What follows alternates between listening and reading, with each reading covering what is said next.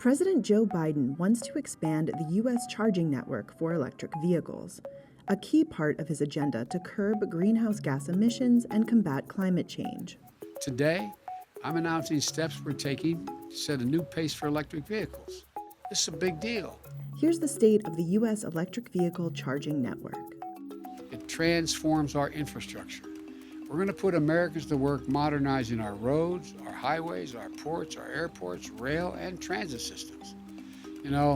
That included putting IBEW members and other union workers to work, installing a national network of 500,000 charging stations.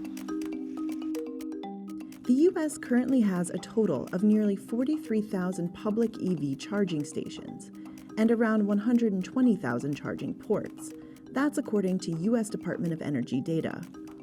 But chargers are distributed unevenly across the country, with California having nearly the same amount of stations as the 39 states with the lowest count combined. EV-supported policies by other states concentrated in the Pacific Northwest and U.S. Northeast have expanded charging stations on a per capita basis in recent years. The vast majority of EV charging stations in the U.S. are Level 2 chargers. Level 2 chargers require higher voltage and charge EVs faster than Level 1 chargers, topping up a vehicle in about 5 hours. Level 2 chargers cost between $2,000 and $5,000 to install, with many subsidies available for residents and businesses to cover upfront costs. Fast chargers are significantly more expensive, requiring more than $100,000 per station in upfront capital. Providers recoup those investments by charging higher rates.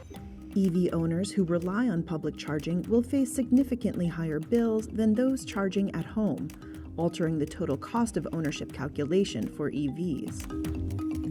There are more than 300 EV charging companies globally, including nearly 100 in North America. Many are less than 5 years old and few are more than 10 years old. Investors have poured more than $2 billion into EV charging startups, according to private market data company PitchBook, with most of the funding flowing in the past 5 years.